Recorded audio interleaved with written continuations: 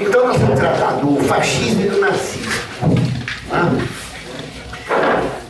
Eu gostaria de, para não perder tempo, eu vou escrever, só citar. Há um princípio feito pelo Lenin, dado pelo Lenin, que é extremamente interessante. Ele diz o seguinte: o fruto natural do comunismo é o anticomunismo. Claro, que o comunismo é tão violento, tão brutal, que todo mundo tem que ficar contra, óbvio. Eu conheci um casal de rumenos que me contou que na Romênia, comunista, ele, para conversar com a mulher, devia sair de casa, ir para um parque e conversar baixinho, que na casa não podia. Por que não podia na casa? Porque se a casa tem 5 quartos, tinha 5 famílias, escolhidas pela delegacia. Moravam 5 famílias, um cada aposento. Qualquer coisa contra o governo, todo mundo para o paredão ou para a cadeia. Então ninguém falava nada em casa. O fruto natural do comunismo é o anticomunismo, dizia o Lenin.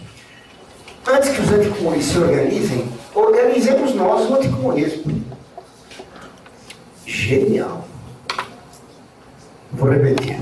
O fruto natural do comunismo é o anticomunismo.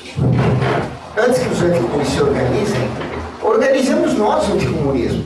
O Partido Comunista forma um movimento anticomunista. De maneira que se ganha o comunismo, ganha o comunismo. Se ganha os anticomunistas, ganharam os comunistas, que subiram ao poder por meio do anticomunismo. Deu para entender isso? O nazismo e o fascismo são exatamente isso. São movimentos que se diziam contra o comunismo e eram totalmente favoráveis ao comunismo.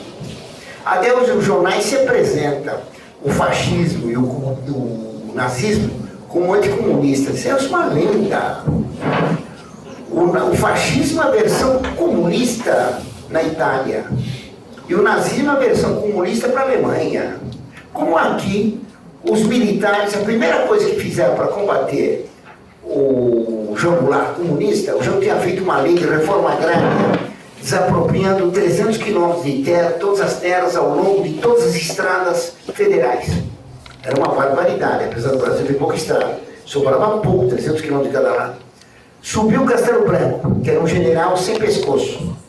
Os militares tinham esperança que acima tivesse a cabeça, mas faltava o pescoço.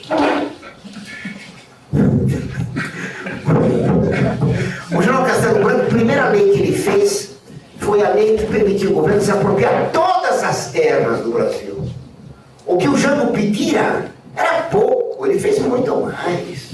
Ele fez um INCRA. O que o Lula aplica hoje é a lei dos militares. Quem fez o divórcio no Brasil? O Geisel, que era pastor alemão, não é isso? Protestante, pastor alemão. Ele era demasiado, então fez o artigo 5, fechou o Congresso por 3 dias, mudou a legislação constitucional, podia ser aprovada uma lei por maioria simples, reabriu, aprovaram o divórcio, fechou de novo. Quer dizer, fechou e abriu conforme foi conveniência, introduziu o divórcio. Para os militares aqui, anticomunistas, que fizeram a lei da reforma agrária que o Lula aplica hoje, fizeram o INCRA, que fizeram o divórcio, que socializaram o país. O Brasil era mais socialista em termos militares do que a Tchecoslováquia. Nós tínhamos mais de 70% da economia nas mãos do governo. A Tchecoslováquia e a Yugoslávia era menos, dominados pela Rússia. Quando foi feito o comunismo, claro, eu participava da luta contra o comunismo, fui expulso, quando subiram os militares, eu fui expulso imediatamente dos colégios. Claro, o vigário ajudou. O vigário era parente do general Góes Monteiro. Então ajudou, expulsou dos colégios. O comunista Maurício Trachtenberg continua aí. Foi imediatamente nomeado para controle de todos os colégios estaduais, né, comunista. E recebeu também cargos na PUC, ponto de vista universitária católica. Porque os comunistas foram colocados no lugares chaves. Enquanto que os anticomunistas de verdade não foram. O comando de caça aos comunistas aqui em São Paulo foi formado por todos os comunistas da faculdade. Os que eram comunistas antes do 31 de março, depois do 31 ficaram os chefes do comando de caça aos comunistas. Então davam 3 bofetadas num comunista de base, mas o João Goulart pôde ir para o Uruguai. como é o cunhado dele?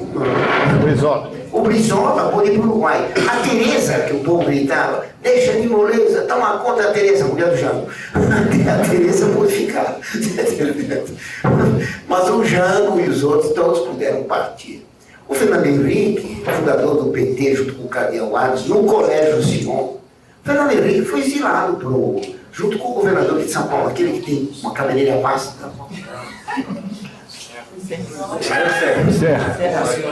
Não. O Juque, ele é da Juque, da Ação Católica, portanto comunista, era ligado a Polop. Todos os comunistas católicos foram colocados no poder. Os anticomunistas sempre não perseguiram. Tá? Então vou repetir. O fruto natural do comunismo, disse o Lenin, é o anticomunismo.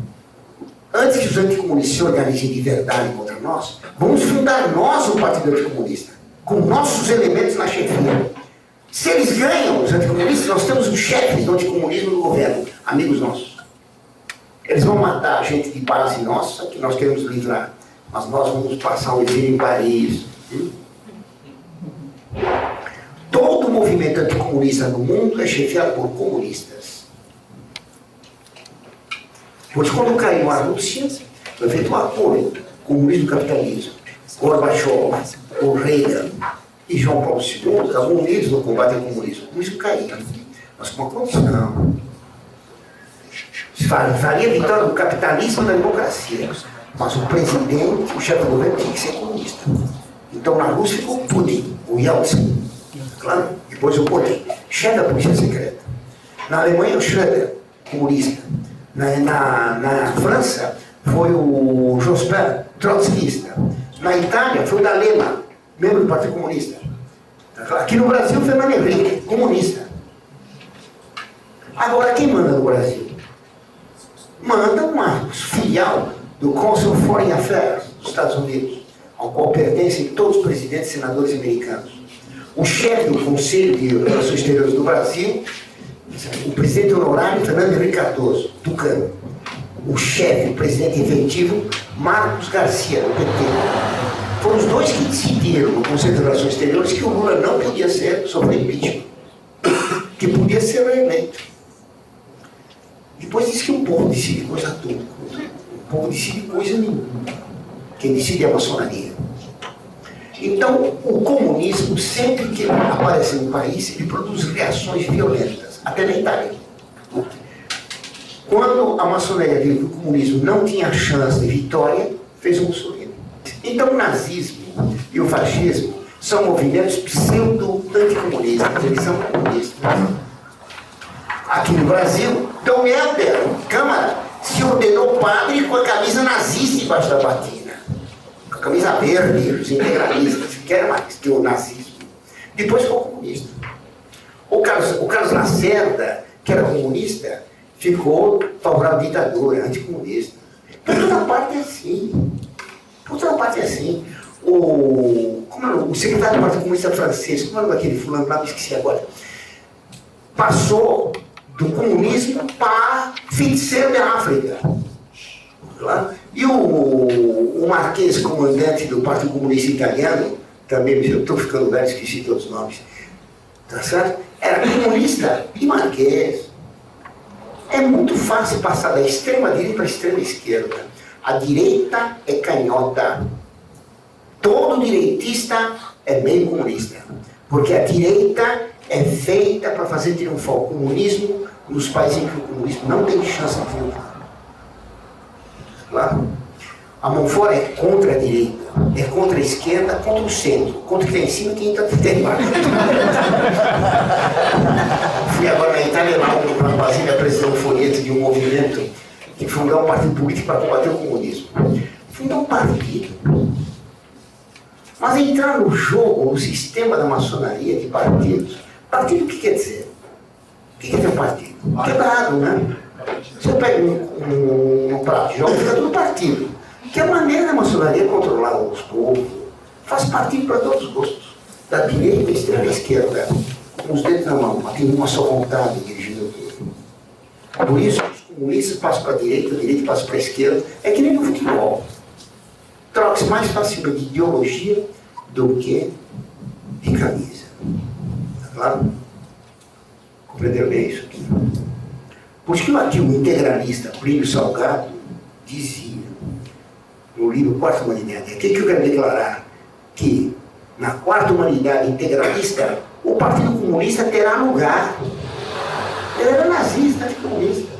Mas o regime que ia fazer tinha lugar para os comunistas. Então, sempre que o comunismo vê que não tem chance de unir um país, eles mesmos fundam um partido anticomunista, ao qual eles não vitória. E esse partido, ficando ao poder, realiza o que os comunistas queriam. Está claro? Derrotado o comunismo, eles põem outro. Na Itália foi assim.